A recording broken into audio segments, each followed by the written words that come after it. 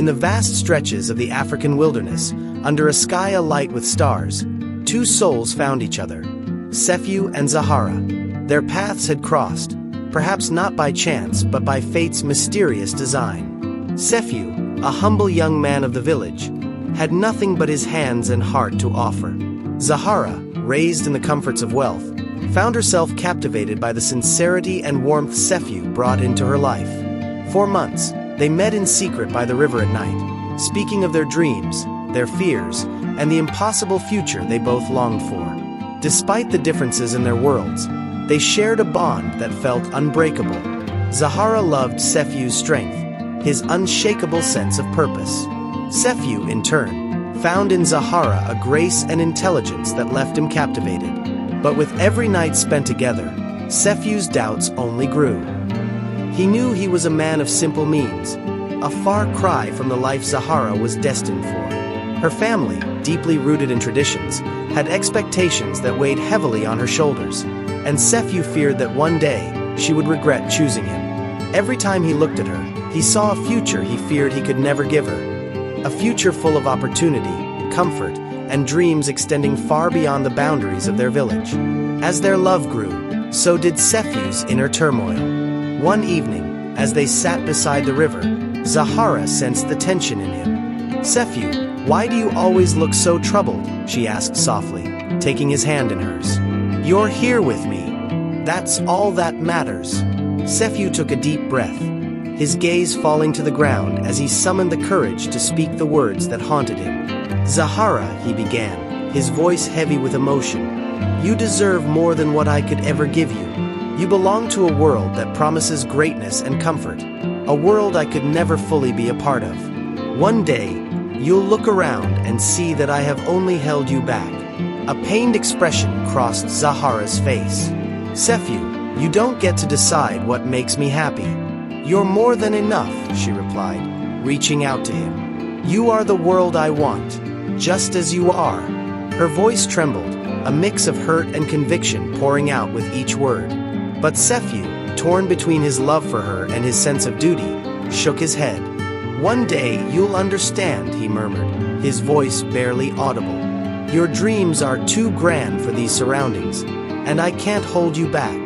Their argument spiraled, the passion and pain building between them. Zahara's face hardened with anger and hurt.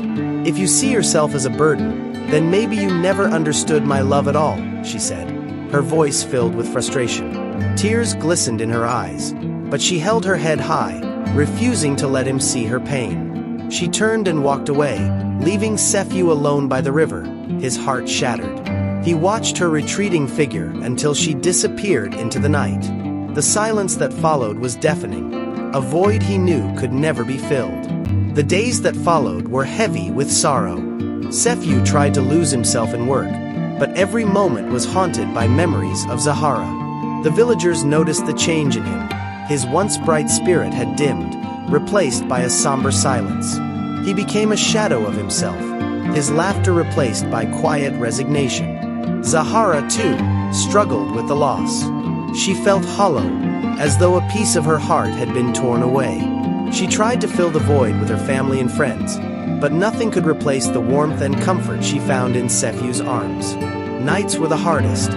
She would lie awake, looking out at the stars, wondering if he was thinking of her too. Weeks passed, and then months, yet neither could move on. Zahara's family began to pressure her to meet someone new, to look toward a future more fitting of her status. They did not know of Sefyu, of the love she had shared with him, but she could not bring herself to let go of the memories, even as they became a painful reminder of what she had lost. One evening, unable to bear the weight of her longing, Zahara returned to the riverbank where they had shared so many moments together. To her surprise, she found Sefyu there, sitting alone in the fading light. Their eyes met, and for a moment, it felt as though no time had passed at all. The air between them was charged with the unspoken words that hung heavy in their hearts.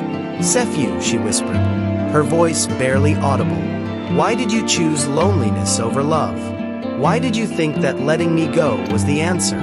Sefyu's gaze dropped, his face etched with sorrow. "Because Zahara," he replied, I wanted to give you a chance at a life beyond this village, beyond me. I thought I was doing the right thing." His voice cracked, and in that moment, Zahara saw the depth of his sacrifice. They sat together in silence, the memories of their shared love washing over them. The sun began to set, casting a warm glow over the river, as if nature itself mourned the love they had lost. But as much as they wanted to, neither could turn back time. They had both changed, shaped by the pain of separation. After a long silence, Zahara took Sefyu's hand one last time. "I will always love you, Sefyu. That will never change," she said, her voice filled with a quiet strength. And with that, she stood up and walked away, leaving Sefyu to watch her disappear once more. As the stars emerged in the night sky, Sefyu remained by the river, his heart heavy but at peace. He knew that he had lost Zahara forever, yet he also knew that their love would remain a part of him, a memory he would carry with him for the rest of his days. Zahara, too, would go on, forever changed by the love they had shared and lost.